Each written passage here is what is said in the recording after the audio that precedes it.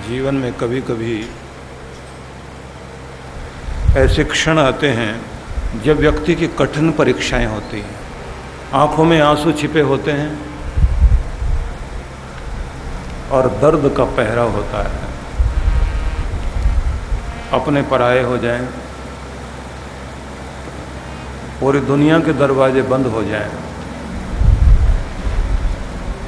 ऐसे में एक द्वार कभी बंद नहीं होता, वो परमेश्वर का द्वार है।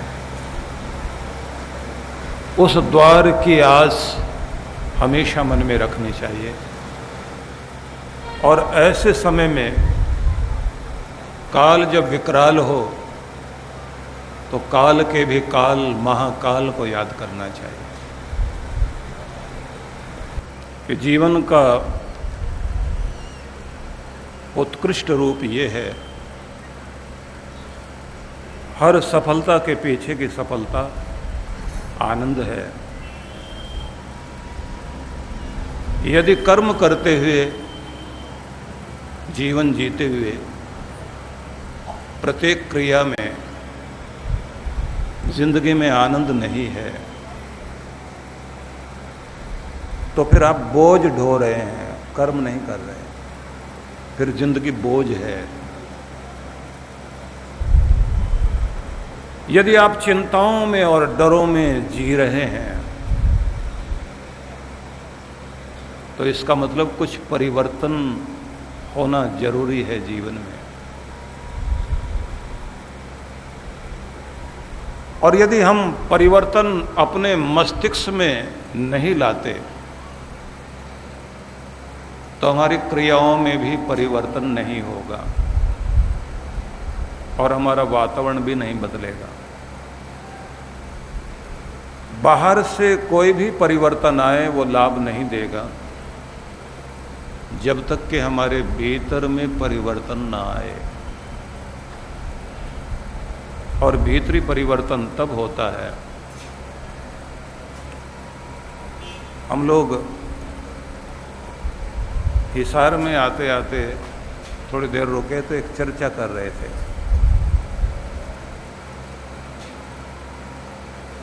मार्टिन लूथर किंग एक बहुत बड़ी क्रांति करते रहे,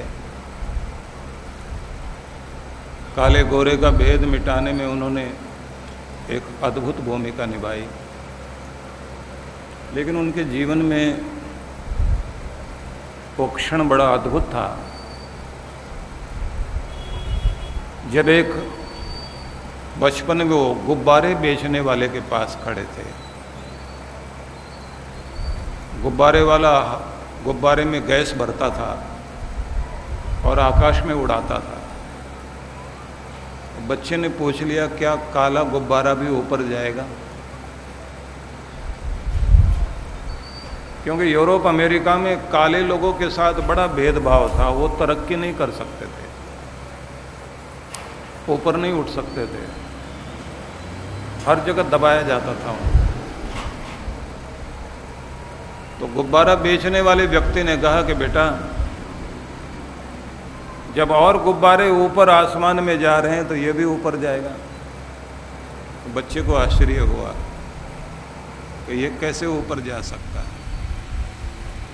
गुब्बारा बेचने वाले ने कहा, कलर के कारण कोई ऊपर नीचे नहीं रह जाता। गुब्बारे के अंदर क्या भरा हुआ है? लगता मेरी आवाज़ आप तक ठीक से नहीं पहुंच पा रही है, थोड़ा करिए ठीक।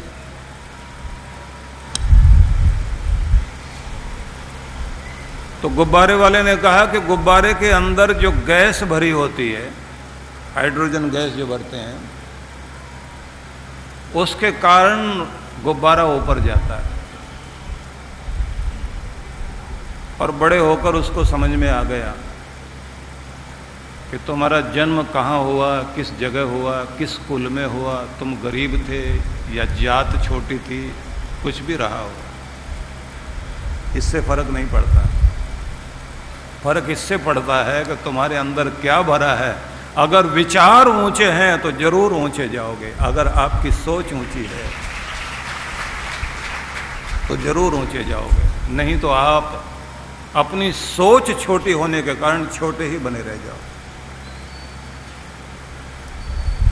तो ये ध्यान रखिए कि जब तक हमारे अंदर परिवर्तन नहीं आता, बात नहीं बनती। भगवान श्री कृष्ण ने अर्जुन को उद्बोधन देते हुए एक बड़ा अद्भुत शब्द कहा था, उद्धरेत आत्मना आत्मानम न आत्मानम अवसादयेत। अपने आप को अवसादग्रस्त मत करो, मतलब निराश मत करो, खुद को खुद मत कोसो, खुद को खुद ही छोटा मत करो।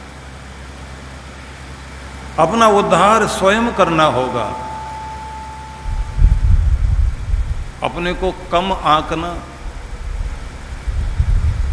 यह आपको छोटा करता है। व्यास ऋषि ने महाभारत में एक बड़ा अद्भुत संदेश दिया।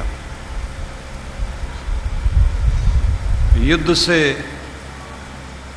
भागा हुआ संजय जब अपनी मां के पास आता है, उसमें एक श्लोक बोला गया जिसको पंडित मदन मोहन मालवीय ने इतना पसंद किया। सनातन धर्म के महान उद्धारक हुए मालवीय जी, और वेद व्यास ऋषि तो संस्थापक हैं। उन्हीं के नाम से व्यास पीठ का नाम चलता है। तो एक बड़ा प्यारा संदेश दिया उन्होंने। मैं चाहता हूं वो संदेश आप भी अपने मन मस्तिष्क में भरें। अब उपदेश देखिए क्या है। उत्थातव्यम जागृतव्यम योक्तव्यम भूति कर्मसु भविष्यति इत्येव मन कृत्वा सततम अव्यथये। अब शब्दों पर ध्यान देना। सबसे पहले कहते हैं उत्थातव्यम। तुम जहां हो, जिस स्थिति में हो, जिस परिस्थिति में हो, वहां से ऊपर उठने की चेष्टा करो, वहीं पड़े मत रह जाओ। जहां हो, जिस रूप में हो, वहां से हर दिन ऊपर उठने की चेष्टा करो। लेकिन उससे पहले जागृतव्यम, जागना चाहिए, होश में आना चाहिए। कठोपनिषद में भी इसी तरह कहा गया। वहां कहा गया है उत्तिष्ठत जाग्रत प्राप्य वरान निबोधत। तो जब हम पढ़ते थे तो हमारे आचार्य ने हमको पढ़ाया उत्तिष्ठत जाग्रत प्राप्य वरान निबोधत। उठो, जागो, जो प्राप्त करने के लिए आए हो प्राप्त करो। तो मन शुरुआत से कुछ अलग तरह से सोचता था। हमने कहा, आपने कहा उठो जागो, जब जागेंगे तभी तो उठेंगे, जब जागे ही नहीं तो उठेंगे कैसे? आप तो पहले कह रहे हैं उठो और बाद में कहते हैं जागो। तो श्लोक में ये उल्टा उल्टा क्यों लिखा है? इसे थोड़ा सीधा किया जाए। होना ये चाहिए था जागृत उत्तिष्ठ प्राप्य वरान निबोधत। तो आचार्य मुश्किल में पड़ गए।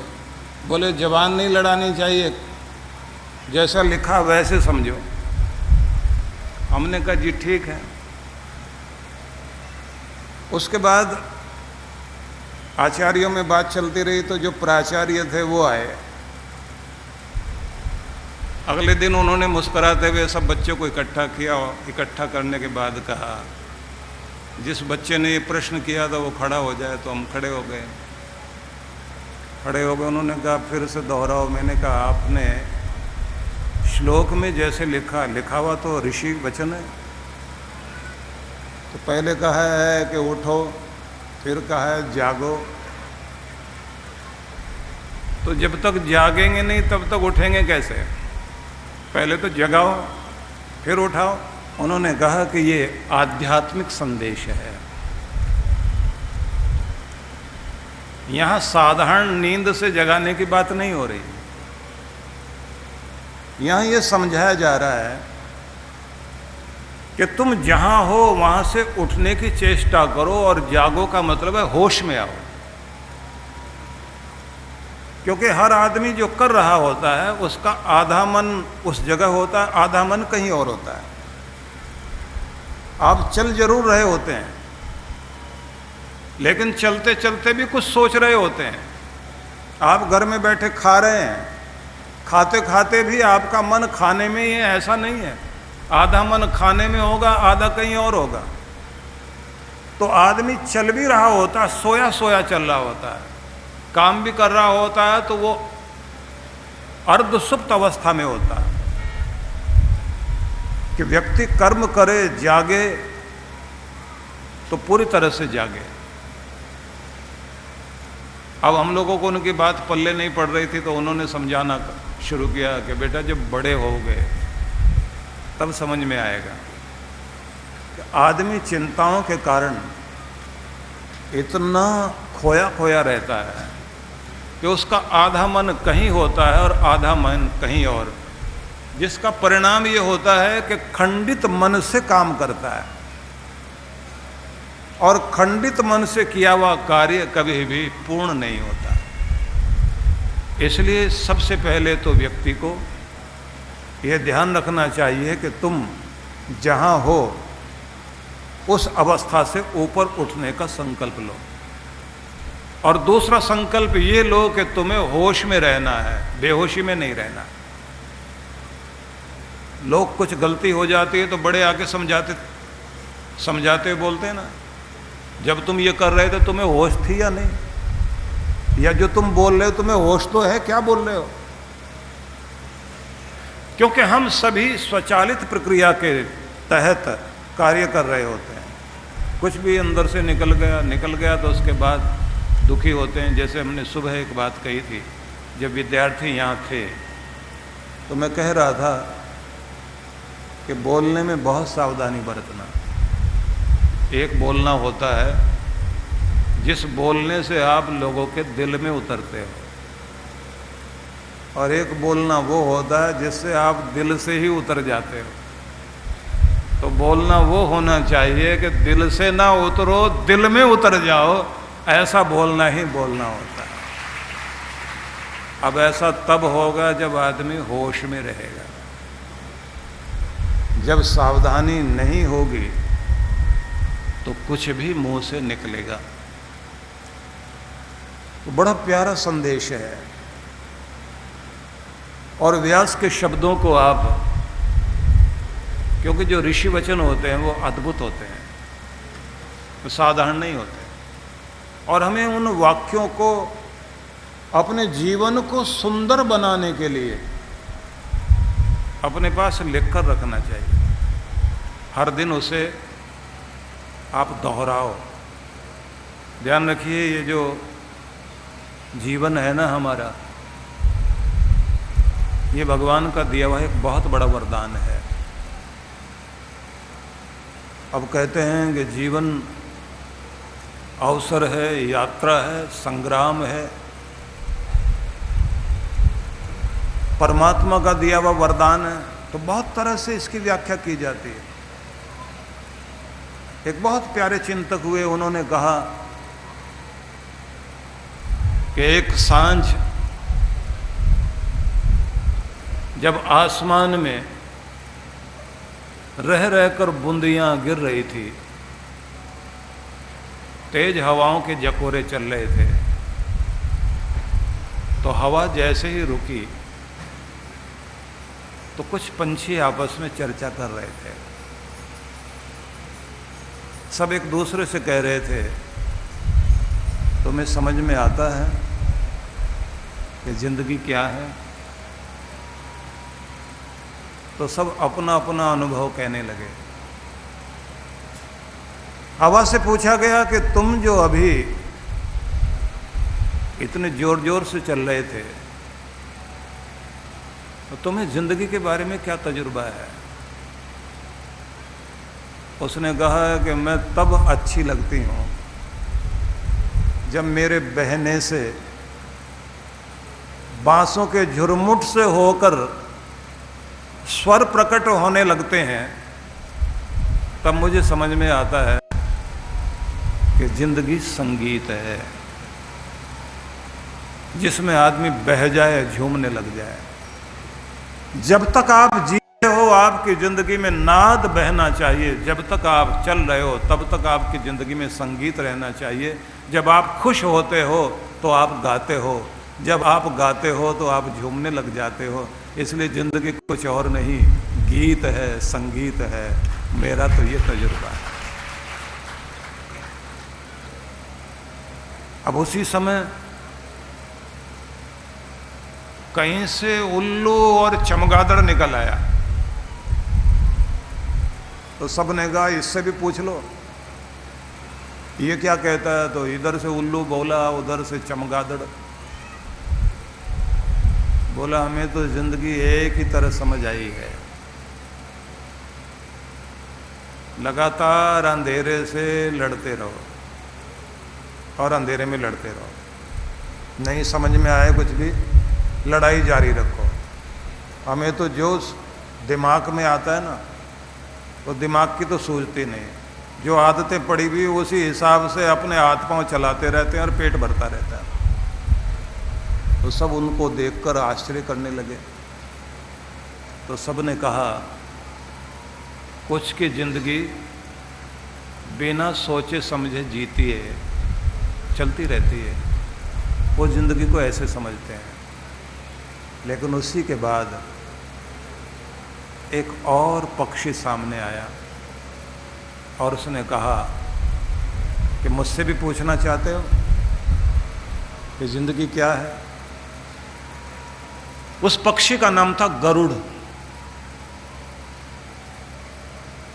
गरुड़ ने कहा शक्ति और स्वतंत्रता अगर जिंदगी में है तो जिंदगी जिंदगी है।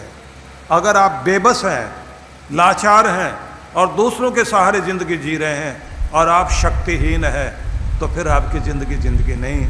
जिंदगी वही अच्छी जिसमें ताकत हो और जिसमें स्वतंत्रता हो, जो चाहे वो मन में आए उसे पूरा करके दिखा सके, उसका नाम जिंदगी है। और जो बेबसी में जीता है उसे जिंदगी नहीं कहा जाता।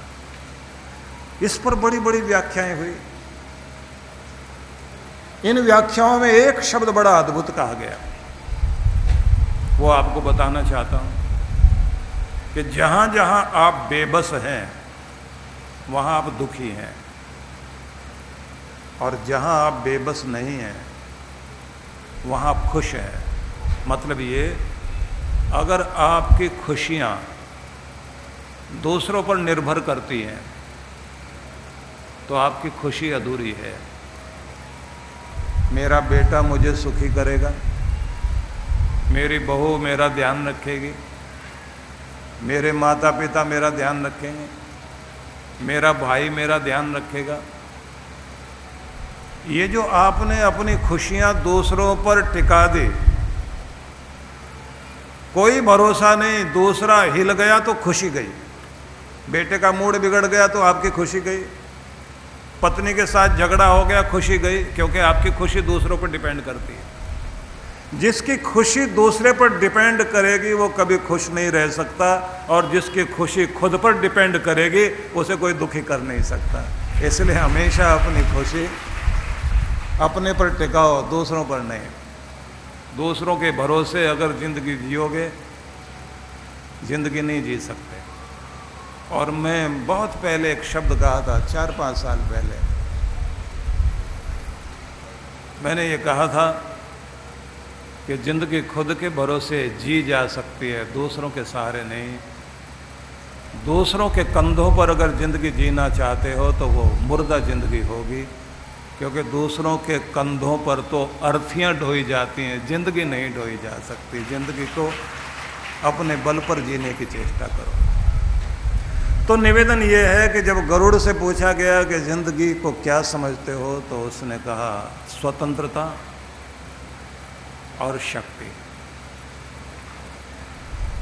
शक्ति पैदा करो और पराधीन न बनो, दूसरों के सहारे जिंदगी मत जियो।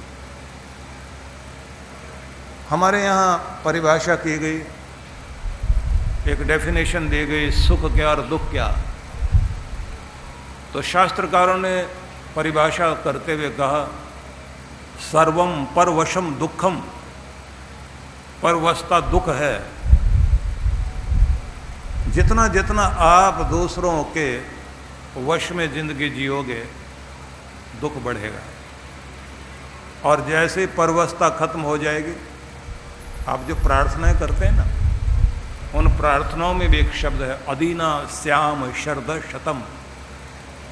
100 वर्षों की जिंदगी देना भगवान, लेकिन किसी का की गुलामी मत देना। स्वाधीन बनकर अपने भरोसे पर किसी का सहारा ना लेते हुए जिंदगी के अंतिम समय तक भी हम जीवन जीते रहें, बस ये आशीर्वाद भगवान हमें दे।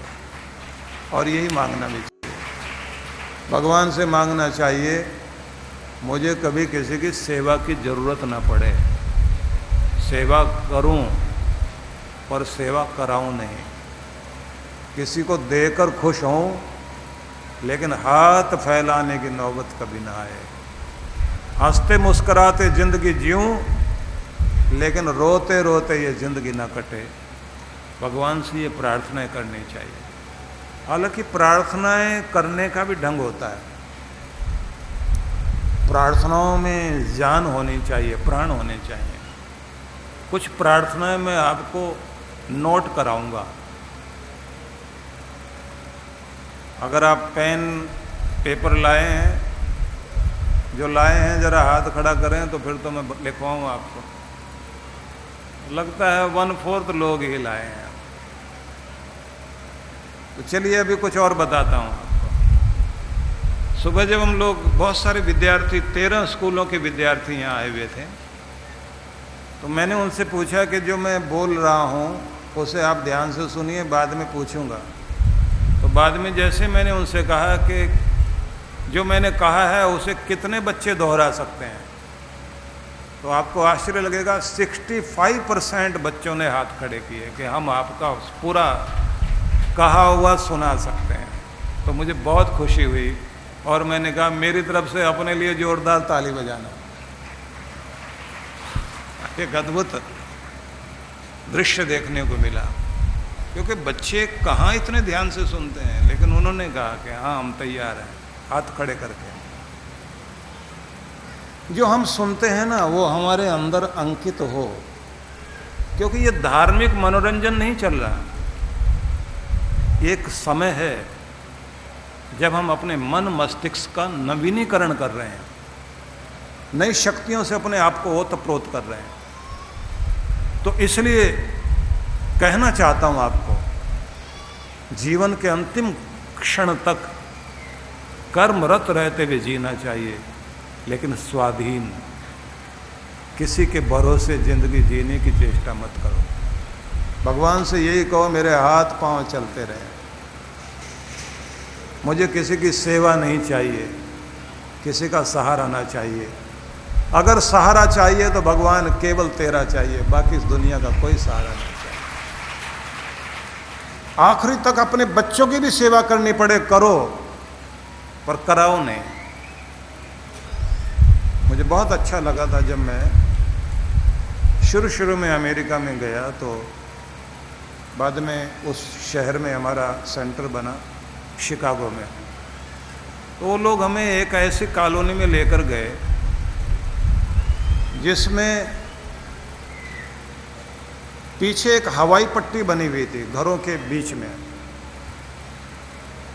आगे घर, घर के आगे सड़क, पीछे की तरफ हवाई पट्टी बनी हुई जिसमें हैंगर थे और सबके अपने अपने हवाई जहाज। जो एयर स्ट्रिप बनी हुई थी वो प्राइवेट थी। तो उन्होंने कहा, जो लेकर गए थे, बोले ये वो कॉलोनी है जहाँ सारे हवाई जहाज वाले रहते हैं। आगे की तरफ जहाँ उनका घर का मुख्य द्वार था, वहाँ पर पार्किंग के लिए गाड़ियाँ खड़ी हुई, मोटर बोट खड़ी हुई, और उसी के साथ साइकिलें भी 2 रखी हुई। अब यहाँ से मेरा आश्चर्य शुरू हुआ। मैंने कहा जिनके पास हवाई जहाज हैं, जो लोग मोटर बोट से पानी में अपनी क्रीड़ा करके आते हैं और नित्य प्रति की यात्रा में जो अपनी करोड़ों की गाड़ियों में घूमते हैं, उनके पास ये साइकिल किसकी? क्योंकि यहाँ नौकर तो घर में होते नहीं। वो बोले ये साइकिल भी चलाते हैं। तो मैंने पूछा साइकिल? बोले सुबह साइकिलिंग करते हैं, पार्क में जाएंगे, साइकिल ट्रैक बने हुए हैं। यहाँ इस बात की शर्म नहीं की जाती कि हवाई जहाज में बैठता है। यहाँ तो अगर करोड़पति साइकिल लेके चल पड़ा तो लोग कहेंगे दिन खराब हैं, लगता है बेचारे का काम खराब हो गया, बाहर से अमीर दिखाई दे रहा, अंदर तो साइकिल वाला ही हो गया। वो लोग कहने लगे कि सुबह साइकिल वाइकिल चलाकर एक्सरसाइज करके आते हैं, आनंद लेते हैं। तो मैंने कहा नौकर चाकर आप लोग कहते हैं होते नहीं इनके पास? बोले कई नौकर रख सकते हैं, लेकिन यहाँ नौकर रखने की प्रथा नहीं। कुछ बहुत अमीर लोग रख लेते हैं, लेकिन कम से कम लोगों के पास नौकर होते हैं। यहाँ थोड़ी सी अमीरी आ जाए, नौकरों की फौज रखे हैं। बिस्तर पर बैठे बैठे भी पानी अगर पिएंगे तो गिलास पकड़ने के लिए भी घंटी बजाएंगे, आओ गिलास लेके जाओ। क्योंकि हमारे यहाँ नवाबी ढंग चलता है ना। अब नवाबी लोगों का तरीका था, नवाब साहब लखनऊ में ट्रेन से उतर रहे हैं, अब कुली को बुलाया, कुली हमारा छाता पकड़ कर चलो। अब दूसरा नवाब था, उसके पास तो कुछ देने के लिए था नहीं, उसने रुमाल निकाला और कहा कुली कुली हमारा रुमाल लेके चलो। झूठी शान। अवध का नवाब जब अंग्रेजों ने पकड़ा तो किले के अंदर उनके महल में फौज घुस गई। तो चारों तरफ से जब घेर लिया गया तो वो नवाब साहब जो है उनको गिरफ्तार किया गया। तो अंग्रेज ऑफिसर ने जाके पूछा कि पीछे का गेट खुला हुआ था जिसके बारे में हमें पता नहीं था, तुम यहाँ से भाग तो सकते थे, भागे क्यों नहीं? बोले हुजूर हमने भागने की बहुत कोशिश की थी और हम तैयार भी हो गए थे, लेकिन वो कमबख्त नौकरी भाग गया जिसने हमको जूते पहनाने थे, तो इसलिए हम भाग ही नहीं पाए। उन्होंने कहा ठीक है, अब हम आपको जूते पहनना सिखाएंगे जेल के अंदर रख के। मैं ये कहना चाहता हूँ कि ये जो भगवान हमें समृद्धि देता है, ये समृद्धि पाने के बाद यदि हम लोग कर्महीन बन जाएं, आलसी बन जाएं और बहुत ऐशो आराम में रहने लग जाएं, जहाँ शरीर में बीमारियाँ आती हैं वहीं साथ साथ एक समय आता है जैसे भगवान देता है वैसे छीन भी लेता है। इसलिए ये ध्यान रखिए, जब तक जियो अपने बल और अपने भरोसे पर अपनी ज़िंदगी जीना, दूसरों का सहारा लेकर ज़िंदगी नहीं जीनी चाहिए। तो निवेदन कर रहा हूँ कि उस समय चर्चा चल रही है तो गरुड़ ने कहा कि मैं ये मानता हूँ कि शक्ति और स्वतंत्रता ही ज़िंदगी है। जब तक आप हैं अपनी शक्ति बनाए रखो, अपने मन की भी, अपने तन की और अपने संगठन की, अपने परिवार की शक्ति को कभी टूटने मत दो। शक्ति और स्वतंत्रता, इसका नाम जिंदगी है। बादल की बूंदें फिर गिरने लगी तो सबने कहा तुम्हारा क्या परिचय जिंदगी के विषय में? बादल ने कहा हमको तो ये लगता है जिंदगी आंसुओं का जाम है, कुछ पी गए कुछ छलका गए। शायरों ने जैसे कहा, मैंने तो उस भाषा को उसी ढंग से बोल दिया कि जिंदगी एक अश्कों का जाम था, कुछ पी गए कुछ छलका गए। और भी शायर कहते हैं, "ऐ जीने वाले, तुझे जीने का सलीका नहीं आता। ऐ जीने वाले, तुझे जीने का सलीका नहीं आता।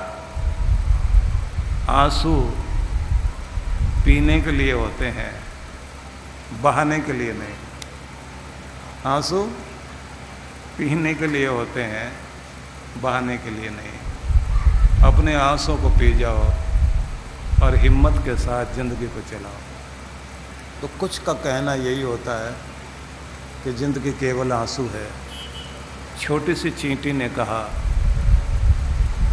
कि मेरा तजुर्बा कहता है, लगातार मेहनत, भले ही तुम छोटे क्यों ना हो, लगातार परिश्रम करो, तुम वो पा जाओगे जो पाना चाहते हो। इसलिए परिश्रम, लगातार परिश्रम, यही जिंदगी का उद्देश्य है और यही जिंदगी है। इसलिए कभी भाग्य को देखकर हार ना मानना, लगातार चोट करते रहना दुर्भाग्य पर, तुम्हारा सौभाग्य जाग जाएगा। इसलिए मुझे तो लगता है जिंदगी लगातार परिश्रम है और वही भाग्य को जगाने वाली चीज़ है। तो बहुत लंबी चर्चा थी, सार में ये आया, मोर ने कहा नृत्य महोत्सव मनाना जिंदगी है। भौरे ने कहा अवसर ढूंढो, जहाँ भी मतलब की चीज़ मिले प्राप्त कर लो, अवसरों का लाभ उठाना ही जिंदगी है। और उसी समय एक गुलाब ने खिलते हुए कहा निरंतर विकास का नाम जिंदगी है। धीरे धीरे खिलता है ना गुलाब। निरंतर विकास का नाम जिंदगी है। जब तक तुम जी रहे हो और विकास कर रहे हो तो जिंदगी जिंदगी है। जिस दिन विकास करना छोड़ देते हो उस दिन जिंदगी होते हुए भी जिंदगी नहीं होती। इसलिए लगातार तरक्की, लगातार तरक्की, लगातार तरक्की करो। भोर की किरण प्रकट हो गई, रात बीत गई। तो सूरज की पहली किरण ने संदेश दिया, नया शुभारंभ करना ही जिंदगी है। नया शुभारंभ करना ही जिंदगी है। मैं आती हूं हर रोज और मेरे साथ ही एक नए दिन की शुरुआत होती है। बस जिंदगी वो है जो हर रोज एक नया शुभारंभ करे, नई शुरुआत करे। जो हो गया, आओ नया शुरू करते हैं, आओ नया शुरू करते हैं। जो ये सोचता है इसका नाम जिंदगी है। इसलिए कहते हैं एक ही चीज़ दुनिया में ऐसी है जो हर रोज घटती है और एक ही चीज़ ऐसी है जो हर रोज बढ़ती है। एक चीज़ ऐसी है जो घटती भी है, बढ़ती भी है, और एक चीज़ ऐसी है जो न कभी घटती है न कभी बढ़ती है। चारों को याद कर लो। जो हर रोज घटती है वो उम्र है, रोज घट रही है। और जो रोज बढ़ रही है वो तृष्णा है। और रोज जो घटे भी और बढ़े भी वो आपका मन है। वो एक जैसा रहता ही नहीं, कभी घटता है और कभी बढ़ता है। लेकिन जो नहीं घटता और नहीं बढ़ता, एक जैसा रहता है, वो विधि का विधान है, परमात्मा का विधान है। वो कभी बदलता नहीं। इसलिए इस जिंदगी में अगर हम चाहते हैं ये कीमती बने तो फिर आपके अंदर कुछ कीमती जाना चाहिए जो आपको कीमती बनाए। अब वो कीमती क्या है वो सुना रहा हूँ। इसलिए जो मैं कह रहा हूँ, कल तक तो मैंने सोचा था कि इस तरह से कहना है कि आप फटाफट डायरी में नोट करते जाएं। आज मैंने शैली बदल दी, इसलिए पहले ही आपसे पूछ लिया कि पेन और पेपर लाए हैं, दिखाई दिया कि नहीं लाए, तो मैंने फिर थोड़ी सी कथा कहानी के साथ सूत्र देने शुरू किए। अब अगली बात कह रहा हूँ। तो बहुत सुंदर शब्दों में व्यास ऋषि ने कहा, उत्थातव्यम, उठना सीखो, उठ जाना चाहिए। तुम जहां हो, जिस स्थिति में हो, जिस परिस्थिति में हो, वहां से ऊपर उठने की चेष्टा करो। और ये मत मानो कि अब कुछ होने वाला नहीं। जिस बीमार ने ये मान लिया मैं ठीक नहीं होऊंगा, तो ठीक नहीं होगा। और जिसने ये कहा बीमारी हटेगी और मैं ठीक होऊंगा, कुछ भी होगा, मुझे ठीक होना ही है, वो ठीक होगा। इसलिए ध्यान रखिए, तन बीमार हो जाए तो हो जाए, लेकिन मन को बीमार मत होने दीजिए। जिसका मन बीमार है वो सच में बीमार है।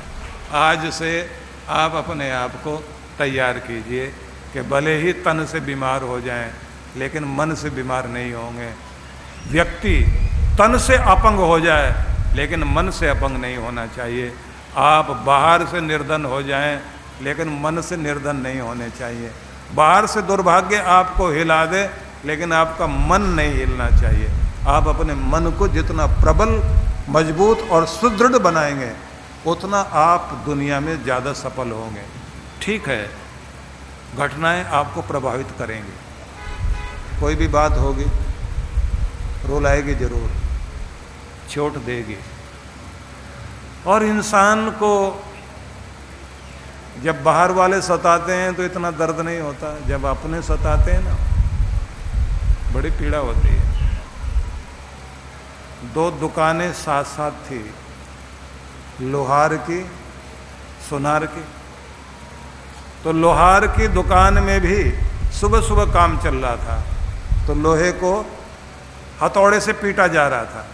इधर सुनार जो है सोने से तपाकर तार को लंबा कर रहा था, और उसको लकड़ी की हथौड़ी से पीट पीट कर तार को लंबा कर रहा था। अब दोनों दुकानों से खटखट की आवाज आ रही, लोहा भी पिट रहा है, सोना भी पीटा जा रहा है। तो एक कण टूटकर लोहे का सोनार की दुकान में आकर गिरा। तो सोने ने लोहे से पूछा, भैया पिट हम भी रहे, पिट तुम भी रहे हो, और तुम्हारी आवाज़ बहुत तेज है। लोहे से कहा, तुम्हारी आवाज़ बहुत तेज है, पिट तो हम भी रहे, चोट तो हम भी खा रहे हैं, हमारी आवाज़ कम है। लोहे ने कहा, दोस्त तुम्हें पीटने वाला पराया, मतलब लकड़ी की हथौड़ी से पीटे जा रहे हो ना, तुम्हें पीटने वाला पराया, हमें तो हमारा ही मार रहा है, इसलिए चोट ज़्यादा निकल रही है, आवाज़ ज़्यादा निकल रही है, दर्द ज़्यादा होता है। क्योंकि चोट केवल तन पे ही नहीं लग रही, दिल पे भी लग रही है। जब अपने मारते हैं ना, तो चोट सिर्फ बाहर ही नहीं लगती, वो दिल पे भी लगती है। और अपने आप को संभालना बहुत मुश्किल होता है, लेकिन ज़रूरी है खुद को भी संभालना, मन को भी संभालना।